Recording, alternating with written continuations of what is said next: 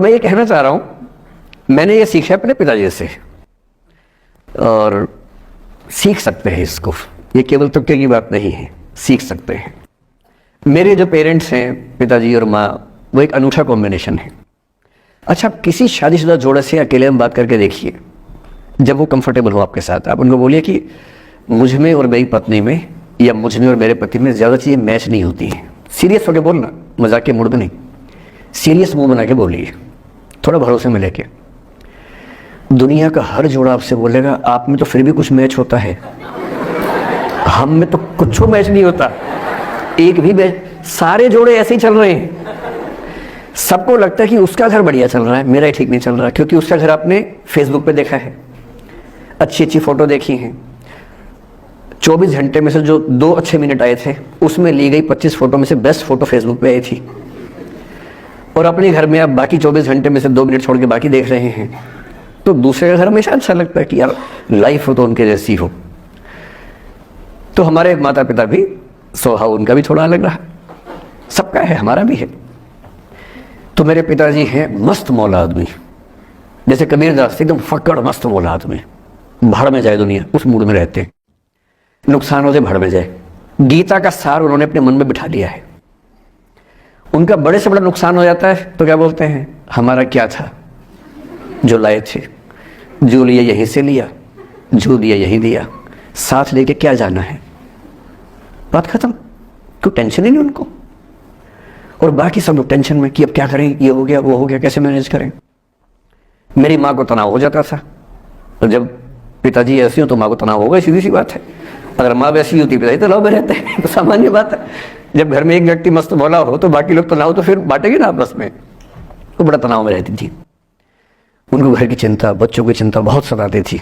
पिताजी भी चिंतित थे बच्चों को लेकर, जैसे कोई पिता होता है, पर उनकी नेचर थी कि ठीक है देख लेंगे जो होगा, अरे देख लेंगे, अरे भाड़ में जाओ, उस मूड में रहते हैं, आज भी रहते हैं। मेरी माँ 73 की उम्र से कुछ महीने पहले चल बसी, उनका जीवन समाप्त हुआ। मतलब मुझे नहीं पता कि जीवन क्यों समाप्त होता है, क्योंकि बड़े बूढ़े कहते हैं कि हर व्यक्ति की सांस का इतिहास है, सांसें लिखी हुई हैं, ईश्वर ने उतनी सांसें मिलेगी। मुझे बहुत भरोसा इस बात में है नहीं, क्योंकि भगवान ऐसा क्यों करेगा कि जापान में सांसें ज्यादा लिखेगा और अफ्रीका में कम लिखेगा, भगवान ऐसा क्यों करेगा। और अगर सांसें पहले से लिखी हुई है तो हमारी जीवन प्रत्याशा क्यों बढ़ती जा रही है। अगर सांसें पहले से फिक्स हैं तो आजादी के समय से लेकर आज के 70 साल में जीवन प्रत्याशा लगभग 2.5-3 गुना बढ़ गई। और हम ये भी कहते हैं कि लोग खराब हैं। अगर लोग बुरे हैं तो जीवन छोटा होना चाहिए कर्मों के हिसाब से। लोग खराब हैं और जीवन बड़ा होता जा रहा है। तो मुझे उन मान्यताओं में बहुत भरोसा है नहीं कि सांसें लिखी हुई हैं। अगर सांसें लिखी होती तो मनुष्य की औसत आयु 25 साल से ऊपर नहीं होनी चाहिए थी, 25-30 मैक्सिमम। और हम 70-80 साल धूमधाम से जी रहे हैं, जिसका मतलब है कि ये भगवान से ज़्यादा इंसान ने लिखा है, मेडिकल साइंस ने लिखा है, वैज्ञानिकों ने लिखा है। और मैं ऐसा व्यक्ति हूँ, मैं बहुत धार्मिक व्यक्ति हूँ नहीं, और मैं इसको छिपाता भी नहीं हूँ। मैं बहुत छिप छिप के बहुत जी लिया। मैंने ठान लिया कि मैं जैसा हूँ वैसा रहूँगा। ना मुझे किसी पार्टी से मतलब है, ना किसी विचारधारा से मतलब है। मैं विचार वाला आदमी हूँ, धारा वाला नहीं हूँ। जिसको धारा में बहना है बहे, हम तो अकेले चलेंगे, विचार के साथ चलेंगे, जो ठीक लगता है वो बोलेंगे और वैसे ही रहेंगे। हाँ, गलत बोलने से बचता हूँ, किसी के बारे में गलत बोलना मुझे अच्छा नहीं लगता है, लेकिन जो सही लगता है वो तो बोलूँगा ना भाई। मेरे पिताजी 81 साल के हैं, अभी 81 साल के हुए कुछ दिन पहले, और एकदम मस्त मौला आदमी है, मुझसे ज़्यादा युवा हैं। मैं 50 साल का बूढ़ा हूँ, वो 81 साल के युवा हैं। उनके चेहरे की चमक, मतलब कई ट्यूबलाइट फेल है उनके सामने, ऐसी चमक चेहरे पर रहती है। क्यों रहती है? उसकी एक वजह यह है कि वो रोज़ सुबह 2-3 घंटे प्राणायाम, योग, ध्यान, बहुत कुछ करते हैं। उनका भोजन इतना संतुलित है, सप्ताह में कम से कम 1 बार, कभी कभी महीने में 4 से ज़्यादा 6-7 बार उपवास करते हैं पूरा। वो सब चीज़ें उनके अभ्यास में है, जो मेरे अभ्यास में उतनी नहीं है। मैं भी कोशिश करता हूँ, पर अभी उतना सफल नहीं हो पा रहा हूँ। पर मेरी राय में उनके इस सुंदर जीवन का सबसे बड़ा राज ये क्षमता है कि वो हर चीज़ को लेट गो कर देते हैं। तनाव उनके पास आता है तो फिसल के निकल जाता साइड से, लेते ही नहीं तनाव किसी बात का। कुछ भी हो जाता है तनाव ही नहीं लेते। और मुझे लगता है कि काश ये चीज़ मेरी माँ के स्वभाव में होती, कम से कम 10 साल उनका जीवन और ज़्यादा तो होता। और मैं अपने अनुभव से बता रहा हूँ, बहुत विश्वास से बता रहा हूँ।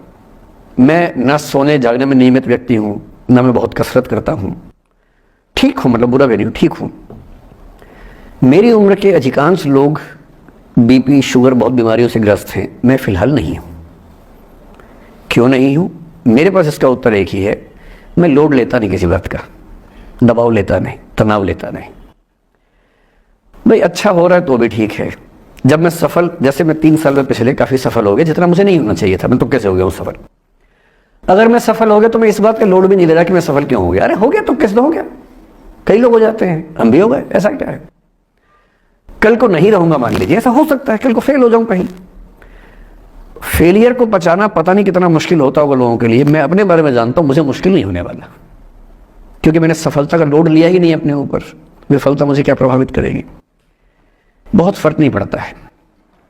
और मैं दावे से कह रहा हूं कि यदि ये टेम्परामेंट आपका हो, जो मेरे पिताजी से मैंने सीखा है, तो आप जिंदगी में सफल कितने होंगे वो एक अलग पैरामीटर है, पर आपकी जिंदगी शानदार होगी। और जितनी जिंदगी आपकी है, जितनी सांसें आप कहते हैं कि लिखी हुई हैं, गारंटी से कह रहा हूं कि 10 साल बढ़ जाएंगे।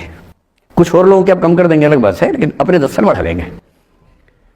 इसलिए ये सीखना बहुत जरूरी है कि कैसे लेट गो करना है जिंदगी की चीजों को। 3-4 प्रसंग होते हैं। एक होता है कि आप किसी को बहुत चाहते हैं पर वो आपको नहीं चाहता। आपकी उम्र में ये सब तो खेल होता है, और क्या खेल होता है। मेरे घर में 2 बच्चे हैं 17 साल के, तो मैं उनको देख के समझता रहता हूँ। वो मुझसे छुप छुप के किसी से बात करते हैं और मैं छुप छुप के सुन लेता हूँ।